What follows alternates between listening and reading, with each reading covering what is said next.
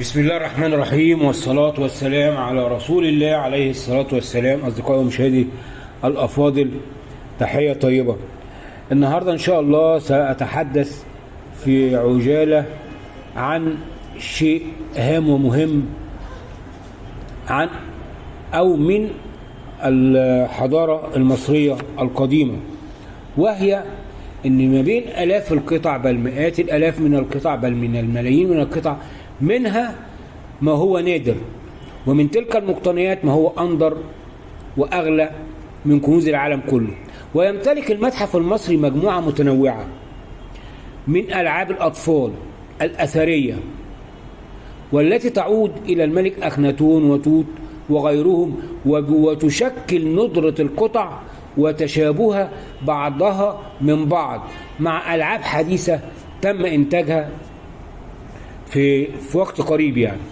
وهذه الألعاب التي أمامكم هي من مئات السنين بل من آلاف السنين، وأن يصل المصري القديم أن يبحث عن الرفاهية ليلهو أطفاله وصبيانه وبناته، فهذا يدل على شيء واحد، وأن الأمة المصرية وصلت لدرجة من الحضارة والتقدم والعلم والطرف لم يسبق له أحد في تلك الفترة أو حتى الفترة اللي موجودين فيها، لأن كل شيء بدأ. أول شيء في التاريخ كان من مصر، وأول شيء اتصنع في التاريخ كان من مصر.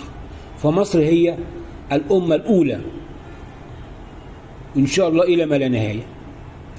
وأترك حضراتكم أن تتابعوا تلك الصور وتتمتعوا بها. خالد محرم.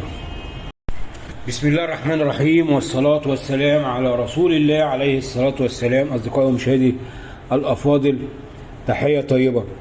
النهاردة إن شاء الله سأتحدث في عجالة عن شيء هام ومهم عن أو من الحضارة المصرية القديمة، وهي إن ما بين آلاف القطع بل مئات الآلاف من القطع بل من الملايين من القطع، منها ما هو نادر، ومن تلك المقتنيات ما هو أندر وأغلى من كنوز العالم كله.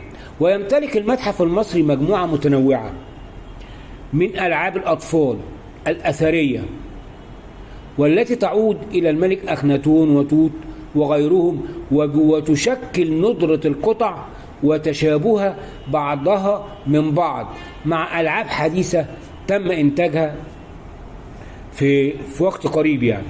وهذه الألعاب التي أمامكم هي من مئات السنين بل من آلاف السنين، وأن يصل المصري القديم أن يبحث عن الرفاهية ليلهو أطفاله وصبيانه وبناته، فهذا يدل على شيء واحد، وأن الأمة المصرية وصلت لدرجة من الحضارة والتقدم والعلم والطرف لم يسبق له أحد في تلك الفترة أو حتى الفترة اللي موجودين فيها، لأن كل شيء بدأ. أول شيء في التاريخ كان من مصر، وأول شيء اتصنع في التاريخ كان من مصر.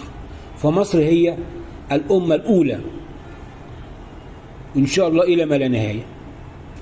وأترك حضراتكم أن تتابعوا تلك الصور وتتمتعوا بها.